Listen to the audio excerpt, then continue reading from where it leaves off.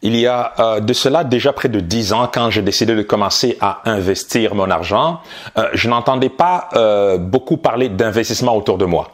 De manière générale, l'investissement semblait, pour la majorité, être une activité réservée à un groupe très fermé d'individus. L'investissement semblait être quelque chose de pas très accessible au commun des mortels. Et bien sûr, quand je parle d'investissement ici, c'est peu importe le pilier d'investissement, que ce soit la bourse ou encore l'immobilier ou encore le business. Voilà. Aujourd'hui, je constate que l'investissement se démocratise de plus en plus, qu'on soit salarié, entrepreneur ou tout simplement étudiant. La majorité comprend aujourd'hui qu'il est possible effectivement d'investir sur les crypto-monnaies, en bourse, lancer un business en ligne, et je pourrais te citer d'autres exemples. Donc, c'est déjà un mouvement qui est très intéressant. Donc, aujourd'hui, je vais te présenter trois questions, trois choses à faire que tu dois absolument faire avant de décider d'investir ton argent pour la première fois. Avant d'aller plus loin, si tu es nouveau sur cette chaîne, j'aimerais te préciser que sur cette chaîne, j'ai pour habitude de parler d'argent. Je te donne des astuces par rapport aux finances personnelles. Je te parle de différents piliers d'enrichissement, d'investissement, bourse, immobilier, business, crypto-monnaie et j'en passe. Si ce type de sujet t'intéresse, parce qu'on parle d'argent sur cette chaîne, alors n'hésite pas à t'abonner et regarde également dans la partie description, tu peux télécharger dès aujourd'hui mon livret, les 10 bonnes raisons de devenir investisseur. Alors, tu souhaites investir ton argent pour la première fois de manière autonome, il faut bien sûr te poser quelques questions clés. Tenter bien sûr de répondre à ces questions avant de te lancer dans ce nouveau monde qui, par rapport à mon expérience, t'ouvrira certainement de nombreuses portes par rapport au fait d'améliorer tout simplement tes finances personnelles et, qui sait, éventuellement atteindre une liberté financière. Alors, premièrement, la première question que tu dois te poser, elle va te sembler évidente cette question, mais malheureusement, je parle à de nombreux débutants dans le domaine de l'investissement et plusieurs personnes oublient de se poser cette question-là. La première question est la suivante. Est-ce que le domaine dans lequel tu souhaites investir, est-ce qu'on gagne réellement de l'argent dans ce domaine? Ça semble très évident pour toi, mais malheureusement, beaucoup trop souvent, cette question n'est pas posée et je pense que ça peut amener le nouvel investisseur à la catastrophe tout simplement. Je m'explique. Exemple, je sais qu'à une époque, quand j'ai commencé cette chaîne, j'ai eu à faire une vidéo où je parlais de différents systèmes de pyramide de Ponzi. Donc, plusieurs personnes, voilà, passaient leur temps à mettre en place des systèmes frauduleux pour effectivement s'accaparer de l'épargne des personnes qui souhaitent placer leur argent, mais ne sachant pas vraiment comment s'y prendre, ces personnes pouvaient facilement se faire avoir dans différents systèmes de pyramide de Ponzi. Un système qui pourrait consister au fait de, OK, donne-moi ton argent, donne-moi voilà 200 € par exemple, et dans 2 mois, dans 2 jours, je te donnerai le double, tout simplement. Donc, un rendement de 100% en 2 jours. On ne connaît pas la personne, on ne connaît pas vraiment, on ne comprend pas vraiment comment est-ce que cette personne ou cette organisation va se débrouiller pour multiplier cet argent-là par 2. Mais voilà, plusieurs personnes se sont fait avoir avec des systèmes de ce type. Donne-moi ton argent, le lendemain, je te donnerai le double. Alors, la question à se poser, c'est simplement, mais pourquoi est-ce que cette personne a besoin de mon argent? Pourquoi est-ce que cette personne n'utilise pas son propre argent, vu que cette personne a la capacité de multiplier son argent par 2? En tout cas, quand on est débutant et quand on se laisse séduire par des promesses de la sorte, on peut facilement se faire avoir et perdre son argent dans ce type de système. Donc, je reviens à ma première question. Donc, il faut bien sûr se poser la question, est-ce qu'on gagne réellement de l'argent dans ce système, dans ce pilier d'investissement? Eh bien, il y a une manière très simple et très efficace de répondre à cette question. La première chose, c'est de se demander, mais ceux-là qui réussissent très bien financièrement parlant, on les connaît de toute manière, hein? On peut prendre des grands noms, de grands investisseurs de ce monde, mais comment est-ce que ces personnes font pour gagner autant d'argent? Qu'est-ce que ces personnes font? Évidemment, là, on va commencer rapidement à avoir une réponse à nos questions. Par exemple, si on prend un investisseur très connu qui a fait fortune dans le domaine de la bourse, Warren Buffett. Warren Buffett a écrit de nombreux livres, ou du moins il y a eu de nombreux livres dans le domaine de l'investissement qui se sont inspirés finalement des succès voir des échecs de Warren Buffett. Et Warren Buffett a fait fortune dans le domaine de la bourse. Et Warren Buffett investit en bourse pas n'importe comment. Warren Buffett, ce n'est pas un day trader, ce n'est pas un spéculateur. Oui, dans certains cas, oui.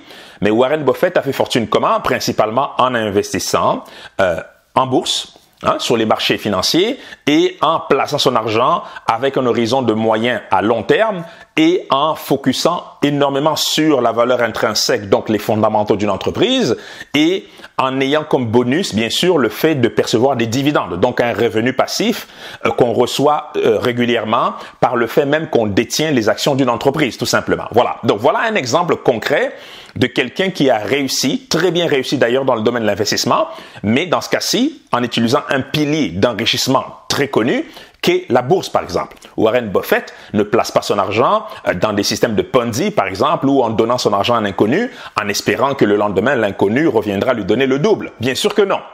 Je peux te donner comme ça d'autres exemples. Donc, prends des individus, des personnes qui ont réussi dans un pilier d'enrichissement de données, observe, pose-toi les bonnes questions et très rapidement, tu auras une réponse efficace à la première question. Donc, il s'agit du fait de se demander, est-ce que le pilier que je veux utiliser, est-ce que le mécanisme que je souhaite utiliser, est-ce qu'il y a réellement des personnes qui ont gagné de l'argent en utilisant ce même mécanisme? Voilà. Donc, voilà une première question à se poser avant d'investir son argent. Si la réponse est oui, on passe tout de suite à la deuxième question qu'on doit se poser.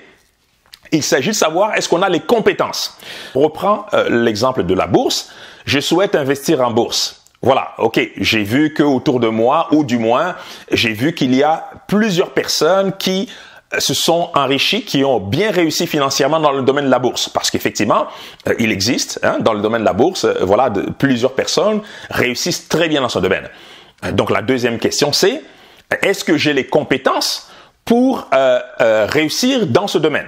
Est-ce que j'ai les compétences pour investir de manière autonome en bourse? Bien sûr, la notion d'investir de manière autonome est une notion importante. Pourquoi? Parce que quand on parle d'investissement, si tu suis cette chaîne depuis un certain temps, ou du moins si tu es nouveau et que tu suis d'autres vidéos, tu regardes d'autres vidéos sur cette chaîne, tu comprendras rapidement que ma démarche en tant qu'investisseur consiste du fait à développer ses compétences et investir par soi-même de manière autonome, parce que on ne peut pas déléguer le fait de s'enrichir. Donc, on ne peut pas donner à d'autres personnes l'entière responsabilité de nous enrichir nous. Par exemple, on ne peut pas déléguer totalement à notre banquier le fait que ce dernier nous enrichisse nous. Non, pas du tout. Donc, il faut comprendre ce domaine, il faut maîtriser ce domaine, donc il faut développer des compétences et ainsi pouvoir investir de manière autonome. Donc, voilà la deuxième question à se poser. Est-ce qu'on a les compétences? Si la réponse est non, bien sûr, il faut aller chercher ces compétences-là. Par exemple, concernant la bourse, j'ai eu à plusieurs reprises à parler sur cette chaîne du fait que j'affectionne particulièrement le fait d'investir en bourse afin de générer des revenus passifs grâce aux dividendes. D'ailleurs, il y a une formation complète à ce sujet. Si ça t'intéresse, regarde dans la partie description. Tu pourras avoir accès à ma formation complète à ce sujet où je t'explique pas à pas comment investir de manière autonome en bourse afin de générer un revenu passif grâce aux dividendes. Donc, si la réponse est non, bien sûr, il faut aller chercher ces compétences-là. Une fois qu'on a les compétences, bien sûr, il y a la troisième question à se poser, ou du moins il faut prendre conscience de ce fait-là. Est-ce que tu es suffisamment patient d'un côté? Et la patience est également liée au fait, est-ce que tu as les moyens d'investir? Il faut faire attention. Quand je parle de patience et des moyens, comprends-moi bien, j'ai eu à faire plusieurs vidéos sur la chaîne où je t'expliquais qu'on peut commencer à investir à partir d'un montant aussi bas que 100 € par exemple. Voilà, donc avec 100 €, on peut commencer à investir de l'argent. Par contre, quand je parle de patience et quand je parle d'avoir les moyens, je m'explique. Admettons que tu dois payer ton loyer. Peu importe, admettons que tu as un certain montant en main. Tu dois payer ton loyer, peu importe le montant de ton loyer. Et là, tu décides de te lancer dans le domaine de l'investissement en misant l'argent que tu devrais utiliser pour ton loyer dans 3 semaines, par exemple. Et là, tu décides de l'investir en bourse. Eh bien, premièrement, tu ne seras pas patient. Et de manière générale, cela voudra dire que tu n'as pas les moyens d'investir immédiatement cet argent-là. OK? Pourquoi? Parce que quand tu mets un montant d'argent en bourse, par exemple, et que tu as besoin de cet argent-là aujourd'hui ou dans un horizon ou à court terme, eh bien, tu seras un très mauvais investisseur. Tout simplement parce que investir son argent demande parfois et bien souvent de la patience. Si tu prends le temps de comprendre mon approche dans ce domaine, tu comprendras que investir son argent demande de la patience, et qui dit patience demande d'en avoir les moyens. C'est-à-dire que quand tu investis ton argent avec un horizon à moyen, long terme, c'est-à-dire 3 mois, 6 mois, 1 an, 2 ans, et bien sûr, tu dois mettre en place, donc tu dois investir un montant d'argent que tu peux te permettre d'oublier pendant les 6 mois ou pendant les 2 ans, tout simplement. Alors que si tu investis un montant d'argent et que tu ne peux pas te permettre cet investissement parce que dans une semaine, normalement, tu as besoin de cet argent-là, eh bien, tu seras un très mauvais investisseur simplement parce que aussitôt que tu auras besoin de cet argent à court terme, tu seras tenté de liquider ton investissement. Dans ce cas-ci, je prends l'exemple de la bourse. Donc, tu seras tenté de vendre tes actions en bourse dans l'objectif de couvrir cette dépense à court terme. Mais vendre tes actions en bourse parce que ce n'est pas le marché ou ce n'est pas l'investissement qui t'a motivé à vendre ta position, mais c'est plutôt un besoin pressant qui t'a motivé à vendre cette action-là, eh bien, tu deviens un mauvais investisseur simplement parce que tu risques de vendre ton investissement à perte. Donc, perdre ton temps, ne pas gagner de l'argent, au contraire, perdre de l'argent tout simplement. Voilà. Donc, voilà les 3 questions que tu dois te poser avant d'investir ton argent. Et comme tu l'as vu, c'est très, très simple. Je reviens rapidement. Premièrement, se poser la question de manière franche.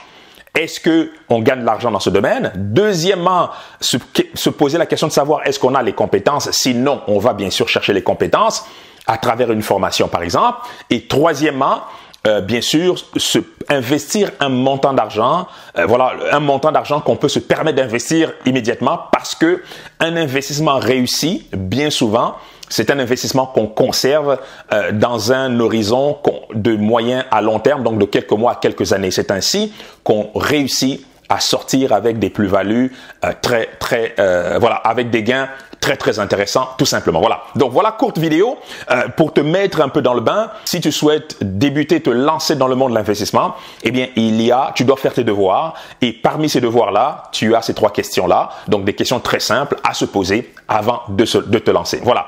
Donc, voilà pour aujourd'hui. J'espère que tu as aimé cette vidéo. Donc, si tu n'es pas déjà abonné à la chaîne, n'hésite pas. Clique en bas sur le bouton s'abonner et regarde également dans la partie description si tu souhaites développer tes compétences dans le domaine de la bourse, donc savoir comment investir en bourse, du moins comment je fais pour investir en bourse afin de générer des revenus passifs grâce aux dividendes. Regarde dans la partie description, tu auras accès à une formation complète à ce sujet. Voilà, donc sur ce, moi je te dis à très très bientôt pour une nouvelle vidéo. Santé, amour, bonheur, prospérité, à très bientôt.